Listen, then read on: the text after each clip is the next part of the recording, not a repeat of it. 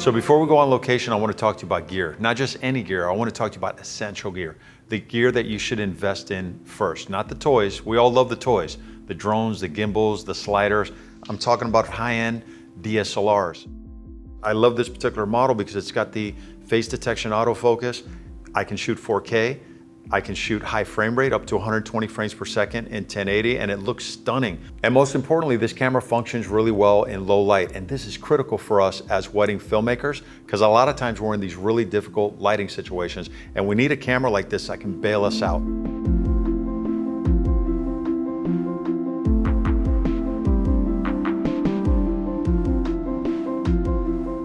Now let me talk to you about lenses. For bridal preps, my favorite lens by far is the 35mm 1.4 and the 50mm 1.2. I'm primarily on these lenses paired with a monopod. Now my second shooter, Jessica, she's gonna be over in groom preps, and her favorite lenses are just like mine, the 35 and the 50 for preps, paired with a monopod. Now things like first look, where we're trying to be a little bit more solid. So what she's gonna do is she's gonna be set up on a tripod with a 70-200. I'm looking for her to get those nice, tight, intimate shots of the bride approaching the groom. I'm gonna have another camera set up on a tripod, side angle, so I can actually get the side profile encounter. I'm usually gonna have a 24-70 on that tripod. So when we leave first look, what are we gonna do? Hopefully we're gonna do some candids. And now either myself or Jessica, I'm gonna have a tripod set up with a 70-200 because I want that nice, tight, intimate shot. I wanna see the emotions, and I'm also gonna have a gimbal for some creative eye candy. If you don't have a gimbal, just stick to the tripod with a 70-200. It's great, especially with this camera. One of my favorite shots that you're gonna see on this Daisy Hill shoot is when I'm shooting high frame rate and I'm getting these beautiful images of the couple walking towards me and even walking away. I mean, the image quality is just gonna be stunning.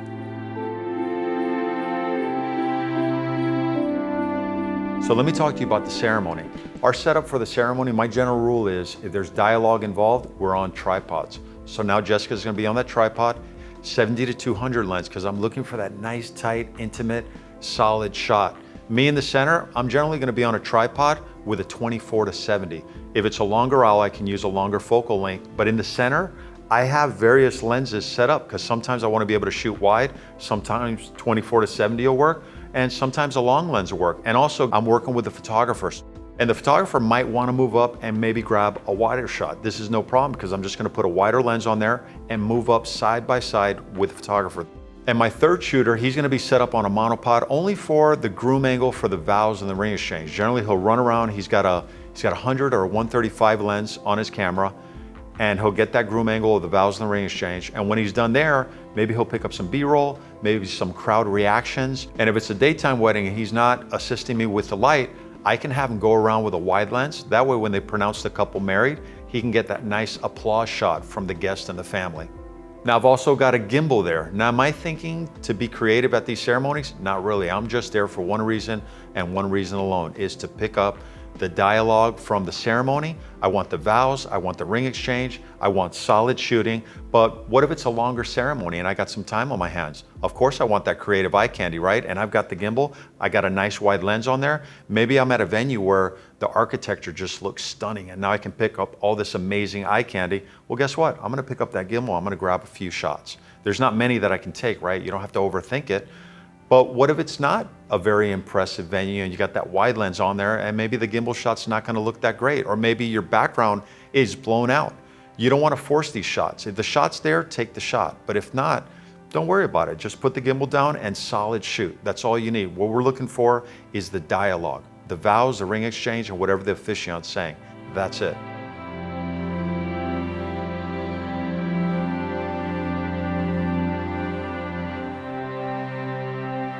So then we're gonna move on to the reception. And here's our setup for a reception, because there's a lot of important things going on, especially the speeches.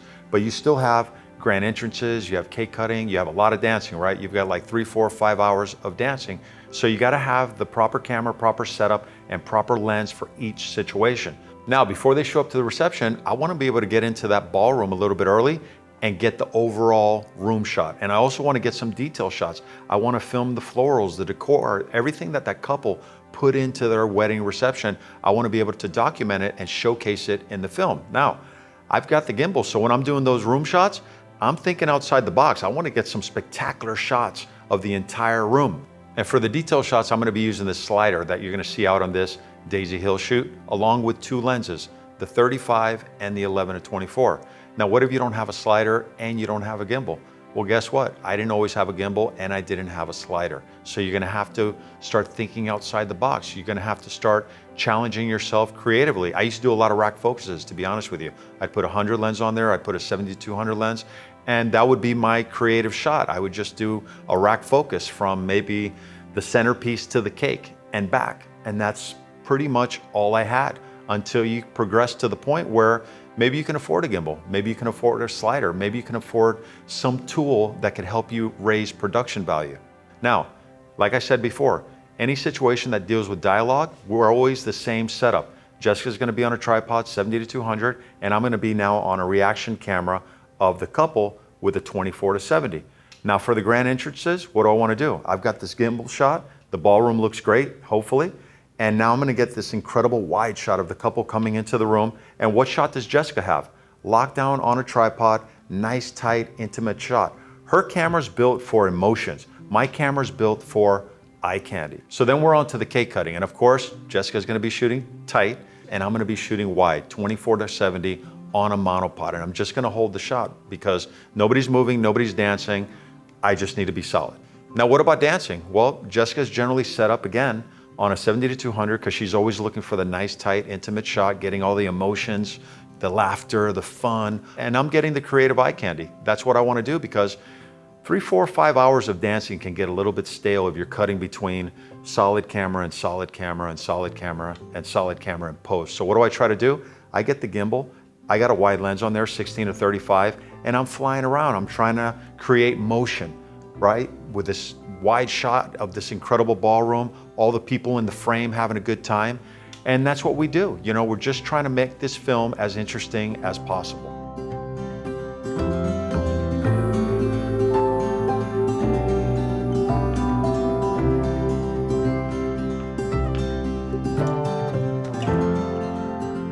So let me talk to you about lighting. I use two primary lights. One is this battery-powered panel LED, and the other is this focusable Fresnel LED. These lights are amazing. Not only are they dimmable, but I can also tune the color temperature to match the environment that I'm shooting in. So let me tell you how I'm using these lights at weddings. For pre-ceremony, of course, I only want natural light.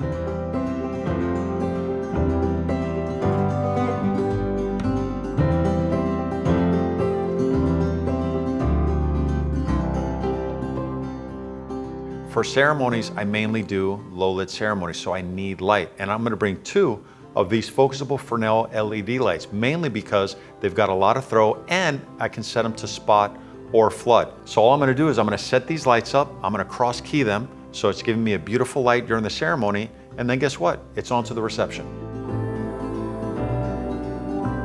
For the reception, I'm gonna bring a couple of these Fresnel focusable LED lights. What I like to do is I like to place those lights right next to the speakers, and if there's a band, I'll place those lights right next to their lights. And the band is using their lights, obviously, to light them, but my light's being directed to the dance floor so I can light up the people dancing. Now, this is great if I can kind of blend them in with the band's lighting, because people don't even realize those are my lights that are illuminating the dance floor at that point. And I'm also using this really cool panel light as an off-camera light. I'm actually having my assistant hold that light for me wherever I need a key or a fill light. I don't really like a light on top of the camera because it creates a flat look. Now let's talk about audio. One of the most critical things to your production. I can't tell good stories without good sound. First system I have here is a handheld wireless mic, which is gonna be great for your ceremony and your speeches. And then I've got various wireless lav systems that I use in different situations. I've even got a smaller wireless lav system here. This actually has a built-in mic, and it also allows you to plug in a professional lav mic. Imagine being at a reception where somebody jumps up to give a surprise speech, but you've already disconnected from the board. Now you have no audio running. You need something fast, and this thing literally just, it can clip onto a jacket or even the front of a dress, and now you have audio with or without the lav. It's amazing. And the last type of mic that we're using on a regular basis is our onboard shotgun mic. Now, the built-in camera mic is pretty bad. And sometimes there's going to be audio from bride preps and groom preps that you're going to need, such as what if they're exchanging letters and you have them reading the letters? You don't want to record that audio with your built-in camera mics. You want a high quality mic that's going to be able to record some high quality audio for your production. So that's an overview of some of our audio equipment and how we use it. I'm going to jump into it a lot more on location.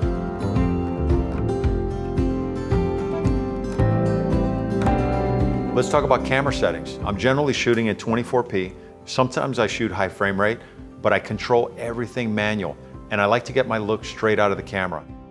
I know a lot of you might even be shooting log, which I'm not against. I even own a high-end digital cinema camera that I use for corporate and commercial events where I shoot raw. I just don't shoot that way for weddings. I'm gonna use the Kelvin to dial in my color temperature. I'm gonna expose for the highlights. And one of the things you might see me do on a shoot is use high shutter. I get asked about this a lot, and my explanation is simple.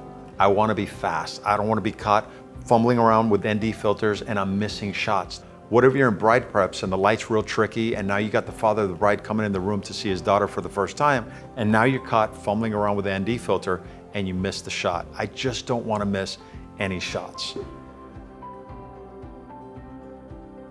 Now the last thing I wanna talk to you about is being prepared for the shoot. So make sure all your batteries are charged, your media's been dumped and backed up, and reset your cameras, because typically the last thing you shot was a low lit wedding reception, and maybe your ISOs are high, maybe your color temperature's been set to tungsten, and the last thing you want is your shooter going to pre-ceremony where there's plenty of natural light, shooting with high ISOs, or shooting tungsten in a daylight environment. So make sure you reset everything.